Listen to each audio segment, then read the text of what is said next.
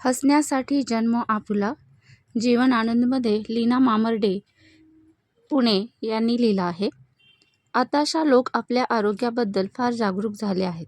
कोरोनाची साथ येऊन गेल्यावर जास्तच. स्वच्छतेच्या सवयीपासून ते व्यायाम, आहार, योग, चालणे हे प्रकार करू लागले आहेत. मोबाईलवर किंवा स्मार्टवॉचवर रोजच्या रोज किती स्टेप्स म्हणजे पावले झाली ते लोक बघत असतात.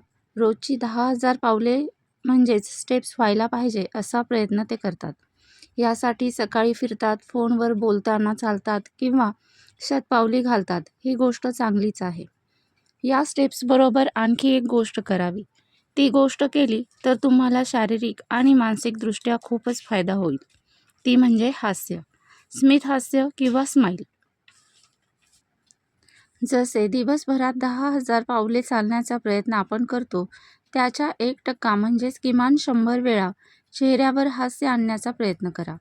हा काय वेडेपणा आहे असे वाटेल, पण ही आता शरीर आणि मनाची गरज झाली आहे. पूर्वीसारख्या भेटीगाठी येणं जाणं आता होत नाही. चेष्टा मस्करी करण्याइतकी जवळीक ना नात्यात उरली आहे ना मैत्रीत. त्यामुळे खळखळून हास्य तर सोडाच, पण स्माईलसुद्धा आता फोटो काढण्यापुरतेच मर्यादित राहिले आहे. तर मग काय करायचे? हे 100 स्मित हास्यांचे आव्हान कसे पूर्ण करायचे सांगते. तुम्ही सकाळी उठलात की पहिल्यांदा ईश्वराला नमस्कार करून आजची सकाळ त्याने दाखवली म्हणून त्याचे आभार माना. त्याला धन्यवाद म्हणत स्मित हास्याने सुरुवात करा.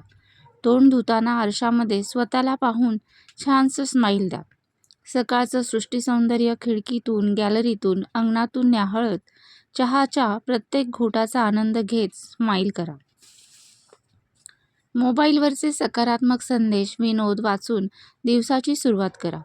फिरायला, दूध आणायला, भाजी आणायला निघालात तर लिफ्टमध्ये, रस्त्यात जे भेटतील ते शेजारी, परिचित, दूधवाले, पेपरवाले, सफाई कर्मचारी यांना आपण ओळखतो त्यांच्याकडे पाहून ओळखीचे हसलात, गुड मॉर्निंग म्हणालात तर तुमचे आणि त्यांची दोघांचीही सकाळ हसरी होऊन जाईल. सुरुवातीला तुम्हाला कदाचित समोरच्यालाही अवघडल्यासारखं होईल, पण हसू हे संसर्गजन्य असते. त्यामुळे त्याची लागण लवकरच इतरांनाही होईल आणि ते तुम्हाला स्माईल देऊ लागतील. हल्ली ऑनलाईन शॉपिंग आणि हॉटेलमधून पार्सल मागवण्याचं प्रमाण खूप वाढलं आहे. हे पार्सल आणलेल्या व्यक्तीला हसून थँक्स म्हटलं तर त्यालाही बरं वाटतं. लहान मुले दिसली की त्यांच्याशी बोला, त्यांना हसवा.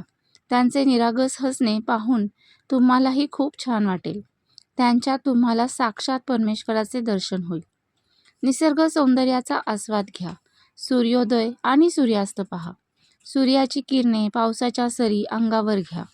सुगंधी फुलांचा वास घेताना, सुंदर गाणी ऐकताना, डान्स शो पाहताना, कविता ऐकताना, स्वादिष्ट पदार्थ खाताना, थोडक्यात कुठल्याही गोष्टीचा आनंद घेताना चेहऱ्यावर हास्य येऊ द्या.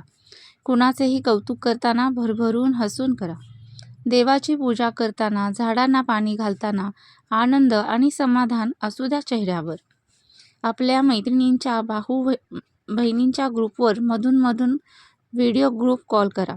त्यांच्याशी बोला, थट्टा मस्करी करा. या हसत खेळत झालेल्या संवादामधून नाती घट्ट होतील. एखाद्याचा वेगळा गेटअप, केशभूषा, वेशभूषा यांचे मोकळेपणाने कौतुक करा. आपसुकच तुम्हालाही तशाच छान प्रतिक्रिया मिळू लागतील. त्या चेहऱ्यावर हसू फुलवतील. झोपताना देवाला धन्यवाद देऊन एक छानसे स्मित द्या. आता मोजायची गरज आहे का? 100 स्माईल होतील न होतील, पण ही अशी हसरी दिनचर्या तुम्हाला मानसिक आणि शारीरिक स्वास्थ्य देईल हे नक्की. पटतंय का?